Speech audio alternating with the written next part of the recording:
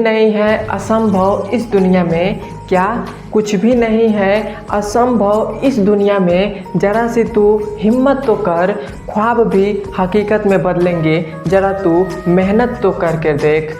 So hello everyone, आप सभी कैसे हैं? उम्मीद करता हूँ आप सभी बहुत अच्छे होंगे। तो आइए हम जानते हैं कि आज की इस वीडियो में क्या पढ़ेंगे। आज की इस वीडियो में हम नए चैप्टर शुरू करने वाले हैं, वह है चैप्टर नंबर 6 त्रिभुज। त्रिभुज हम शुरू करने से पहले, मतलब हम ये चैप्टर पढ़ने से पहले हम ये समझ लेते हैं कि हमें इस चैप्टर में कितने प्रश्नावली पढ़ने हैं और कौन कौन से प्रश्नावली हमें इस चैप्टर में पढ़ने हैं, कौन कौन से प्रश्नावली हमारे चैप्टर से कट चुके हैं। तो आइए अब हम सबसे पहले जानते हैं कि इस चैप्टर में हमें क्या पढ़ना है। तो हमें इस चैप्टर में पुराने वाले एनसीईआरटी की बुक में हमारे पास 6.1 था एक्सरसाइज, 6.2 था, 6.3 था और 6.4 था और 6.6 था। ये हमारे पास 6 प्रश्नावली थे। कौन कौन से? 6.1, 6.2, 6.3 और 6.4, यहाँ पर 6.4 और 6.5। ये हमारे पास टोटल 5 एक्सरसाइज थे। कितने एक्सरसाइज थे? टोटल हमारे पास 5 एक्सरसाइज थे और इसमें से हमारे पास यूपी बोर्ड में, एमपी बोर्ड में और राजस्थान बोर्ड में ये तो तीनों हमको पढ़ना है, ये तीनों हमको पढ़ना है, लेकिन ये दोनों हमें नहीं पढ़ना है। ये दोनों हमारे पास जो एक्सरसाइज है ये हमारे यूपी बोर्ड से, एमपी बोर्ड से और राजस्थान बोर्ड से ये दोनों हमारे पास एक्सरसाइज है, ये कट चुके हैं। लेकिन बिहार बोर्ड में ये दोनों एक्सरसाइज है, मतलब ये हमारे पास 5 एक्सरसाइज है। 5 एक्सरसाइज में से यूपी बोर्ड में हमें केवल ये 3 एक्सरसाइज पढ़ना है। कौन कौन से हम यहाँ पर कर दे रहे हैं।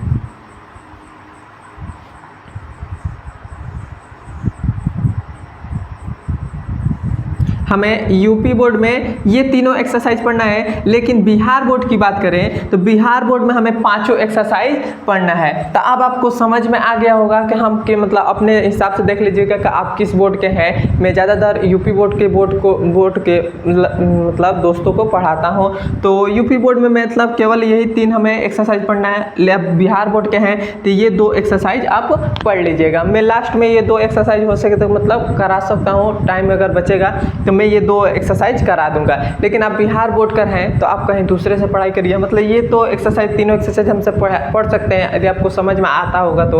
और ये दोनों एक्सरसाइज आप कहीं और से पढ़ लीजिए या ऑफलाइन आप कोचिंग करने जाते हैं तो वहाँ से भी पढ़ लीजिएगा। तो मैं यूपी बोर्ड का मैं खास तौर से पढ़ाता हूँ, तो ये तीनों एक्सरसाइज हम इस प्रश्नावली में पढ़ेंगे, मतलब इस चैप्टर में हम पढ़ेंगे। तो अब हमें मालूम हो गया कि हमें इस मतलब चैप्टर में क्या क्या पढ़ना है। तो अब हम इसको तो पहले मिटा देते हैं। ये अब हम जानते हैं कि आज के हम इस वीडियो में क्या पढ़ेंगे। तो आज की इस वीडियो में हम जानेंगे सर्वांशम आकृति और समरूप आकृति, ये दोनों क्या होते हैं। यदि आप इस लेक्चर को देखते हैं, मतलब इसमें हमें केवल कॉन्सेप्ट आपको बताएंगे। यदि आप इस कॉन्सेप्ट को समझ लेते हैं, इस लेक्चर को आप अंत तक देख लेते हैं, तो मैं आपको आशा करता हूं कि 6.1 जो है वो आपका एकदम खत्म ही हो जाएगा। मतलब आपको कुछ भी, मतलब केवल आप देखेंगे क्वेश्चन को, आप तुरंत उसे बता सकते हैं कि यह इसका आंसर होगा। क्यों? क्योंकि हमें ये जो हमारे पास 6.1 जो है वह केवल कॉन्सेप्ट पर ही, एकदम केवल थ्योरी है। मतलब उसको केवल यदि आप एक बार उस कॉन्सेप्ट को समझ लेते हैं तो उसको बता सकते हैं। और जो हमारे पास 6.1 जो है इसमें हमें एक भी सवाल नहीं दिए हैं, केवल हमें कॉन्सेप्ट ही है। यदि आपको कॉन्सेप्ट वो मालूम है तो आप हाँ या ना में जवाब दे सकते हैं। तो यदि आपको कॉन्सेप्ट मालूम है तभी आप 6.1 को सॉल्व कर पाएंगे। यदि आपको कॉन्सेप्ट नहीं मालूम होगा तो आप 6.1 को नहीं कर पाएंगे। तो इसीलिए इस वीडियो को आप देखिए। क्यों? क्योंकि हमें 6.1 पढ़ना है, तो इस वीडियो को देखेंगे तभी हमें 6.1 समझ में आएगा।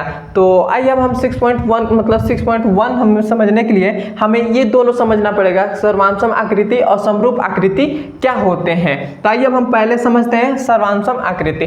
सर्वांशम आकृति समझने से पहले मैं आपको एक खास बात बता देता हूँ। चैप्टर नंबर 1 क्या? चैप्टर नंबर 1 का मैंने इंपॉर्टेंट क्वेश्चन का नोट्स बना दिया है। यदि आपको चाहिए तो आप मेरे इस व्हाट्सएप नंबर पर आप मैसेज करेंगे 88811316 37। यदि आप इस व्हाट्सएप नंबर पर मैसेज करके आप इतना बस लिखेंगे कि मुझे चैप्टर नंबर 1 का इम्पोर्टेंट क्वेश्चन का नोट्स चाहिए और आपको वो नोट्स मिल जाएगा। बस आपको इतना लिखकर आपको भेजना है और आपको मतलब आप बस इतना लिख के भेजेंगे तो आपको बताएंगे कि कैसे आपको नोट्स मिलेगा। तो आप नोट्स यदि चाहते हैं चैप्टर नंबर 1 का इम्पोर्टेंट क्वेश्चन का तो आप इस पर लेकर लिख सकते हैं, मतलब इस नंबर पर मैसेज करके आप ले सकते हैं। और मैं ऐसा करता हूं कि चैप्टर नंबर 1 का दिन आप नोट्स ले लेते हैं तो मैं उस नोट्स में इतना मतलब बेसिक से आपको सवाल को सॉल्व करके उसमें बताया गया है, मतलब उसमें लिखा गया है और उस मतलब मैं जानता हूं कि उस नोट से आपको बोर्ड एग्जाम में उससे बाहर नहीं आएगा। तो ये बात तो छोड़िए, अब हम समझेंगे सर्वांशम आकृति और समरूप आकृति क्या होता है। तो सर्वांशम आकृति का मतलब क्या होता है? सर्वांशम आकृति का मतलब होता है जिसमें समान आकार का हो। समान आकार मतलब क्या होता है? जैसे यहाँ पर देखिए ये जो हमारे पास है ये समान आकार के दोनों मतलब ये चारों जो वृत्त हैं ये सभी हमारे पास समान आकार के जैसे दिख रहे हैं कि नहीं? ये जो हमारे पास सर्कल है ये सभी के सभी गोल हैं, सभी के सभी गोल हैं, तो इसका जो आकार है वह समान दिख रहा है कि नहीं? तो जिसमें हमें समान आकार और समान अमाप हो उसे हम कहते हैं सर्वांशम आकृति। तो सबसे पहले हम आकार तो समझ लिया। आकार का मतलब होता है एक ही के जैसा, मतलब ये गोल है तो ये भी गोल होना चाहिए, ये भी गोल है, ये भी गोल। इसमें चारों गोल है तो इसका आकार तो क्या है? समान है। लेकिन अमाप का मतलब क्या होता है? अमाप का मतलब होता है साइज। जैसे इसकी त्रिज्या जो है 6 सेमी है और इसकी त्रिज्या 3 सेमी है, तो ये हमारा अब हम आपको दिक्कत आप इसको देख कर बता सकते हैं कि इसकी त्रिज्या 6 सेमी है, इसकी 3 सेमी है, तो इसमें इन दोनों में से गोला में से कौन सा बड़ा होगा? ये हमारे पास बड़ा हो जाएगा, मतलब ये बड़ा होगा और ये जो हमारे पास होगा ये छोटा होगा। आपको ऐसे ही देख कर बता दे रहे हैं। तो जिसमें हमें अमाप भी समान होना चाहिए, मतलब इसकी त्रिज्या 3 सेमी है तो इसकी इस मतलब गोले का भी 3 सेमी होना चाहिए। यदि हमारे पास समान आकार हो मतलब एक ही के जैसा हो, मतलब ये भी गोल है तो ये भी गोल होना चाहिए, आकार समान हो। अमाप जो हो, अमाप मतलब जो इसका साइज है, साइज जो होगा वो भी एकदम एक समान होना चाहिए, तो तभी हमारे पास वो जो होगा वो सर्वांशम आकृति होगा। अब आपको आशा करता हूँ सर्वांशम आकृति समझने में कोई भी प्रॉब्लम नहीं होगी। अभी मैं आपको इसमें भी बताता हूँ, इसमें भी बताऊँगा। जैसे सर्वांशम आकृति मतलब आकार जो होगा, मतलब शेप जो होगा, मतलब ये गोल इसका शेप जो है गोल है, इसका भी शेप क्या है? गोल है, तो इसका आकार जो है वो समान तो दिख रहा है। इसका भी शेप जो है वो भी गोल है, इसका भी शेप जो है वो भी गोल है, इसका भी शेप गोल है, इसका भी शेप गोल है। लेकिन इसका जो अमाप मतलब जो साइज है वो छोट बड़ है, मतलब इसका थोड़ा सा बड़ है, ये छोटा है, ये थोड़ा सा बड़ा है, ये छोटा है, मतलब इसका जो साइज जो है वो छोटा है। और साइज का मतलब क्या होता है? अमाप। अमाप मतलब इसकी त्रिज्या 3 सेमी है और इसकी त्रिज्या 4 सेमी है, तो ये जो ये गोला है इससे थोड़ा सा छोटा, मतलब ये जो ये गोला है 3 सेमी है तो ये हमारे पास बड़ा होगा इस गोले से ये गोला बड़ा ही होगा ना। और इसमें देखिए इसमें 3 सेमी त्रिज्या है, इसमें भी 3 सेमी है, तो इन दोनों हमारे पास 3-3 सेमी है, तो ये जो हमारे पास दो गोले होंगे एकदम समान आकार के जैसे हैं और समान इसका साइज भी है, तो ये हमारे पास कौन सा होगा? सर्वांशम आकृति हो जाएगा। अब हम समझेंगे, इस पर भी एक बार समझ लेते हैं। जैसे इसमें देखिए इसमें हमारे पास क्या है? इसमें हमारे पास जो भुजा है, इसमें जो भुजा ये सभी देखिए आकार तो है, इसमें भी आकार समान दिखाई दे रहा है क्योंकि इसका भी मतलब चतुर्भुज के जैसा है, ये भी हमारे पास सब चतुर्भुज के जैसे है, मतलब ये भी इसका भी आकार सेम है, इसका भी आकार सेम है, इसका भी आकार सेम है, इसका भी आकार सेम है। लेकिन इसका साइज तो है वो साइज बड़ा मतलब छोट बड़ा ऐसे है, छोट बड़ा है क्योंकि इसका थोड़ा सा बड़ा है, ये थोड़ा सा छोटा, ये दोनों समान है, ये थोड़ा सा बड़ा है, इस प्रकार है।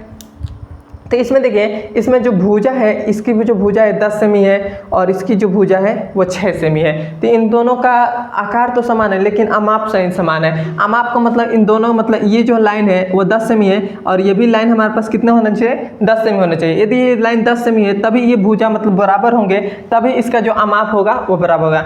यदि इसका 10 सेमी है, इसका 6 सेमी, तो इन दोनों का तो मैच नहीं हो रहा है, तो ये दोनों हमारे पास क्या हो जाएंगे? समान, इसका अमाप नहीं होगा।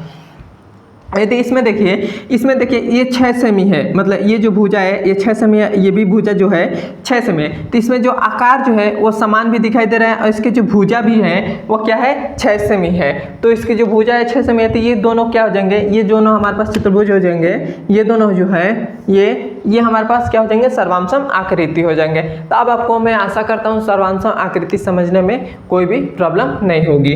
तो आइए अब हम समझते हैं समरूप आकृति। समरूप आकृति का मतलब क्या होता है, इसमें दो कंडीशन को फॉलो करना पड़ता है। समरूप आकृति में जिसमें कोण जो है, यहाँ पर दो कंडीशन को फॉलो करना पड़ेगा। पहला कंडीशन जो है वो क्या होना चाहिए, कोण जो है वो बराबर होनी चाहिए। कोण जो है वो बराबर हो, कोण जो होनी चाहिए मतलब जिसमें ये कोण है, ये कोण है, ये कोण है, ये कोण है, सभी समकोण त्रिभुज है, इसमें सभी का कोण जो है इसमें 90 डिग्री, इस यहाँ इस कोण का 90 डिग्री है, इस कोण का भी 90 डिग्री, इस कोण का 90 डिग्री, इस कोण का भी 90 डिग्री। तो 90 डिग्री है जिससे इसका कोण बराबर होने चाहिए और इसका जो भुजा का अनुपात है, भुजा का अनुपात समान हो।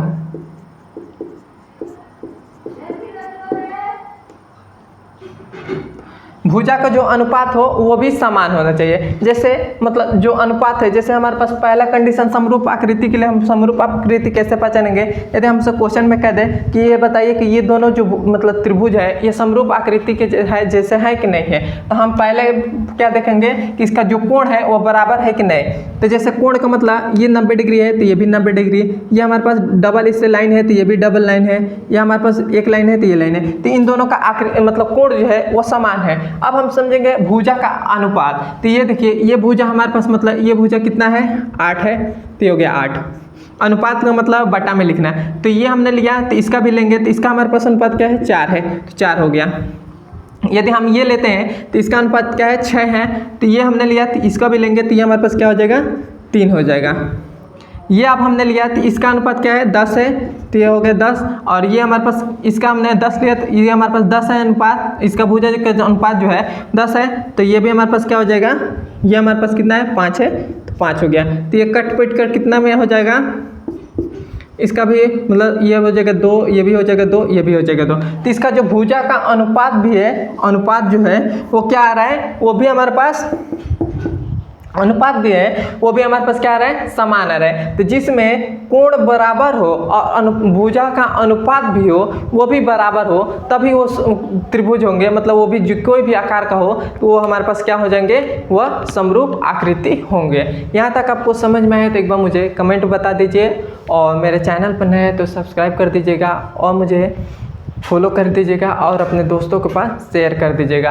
यदि आपने इस वीडियो को देखा है तो चैप्टर नंबर मतलब प्रश्नावली नंबर 6.1 आपको कुछ भी समझने में कोई भी प्रॉब्लम नहीं होगी, और चैप्टर नंबर मतलब एक्सरसाइज प्रश्नावली नंबर 6.1 हम कल शुरू करेंगे। अब हम मिलते हैं इसके अगले नंबर वीडियो में। धन्यवाद।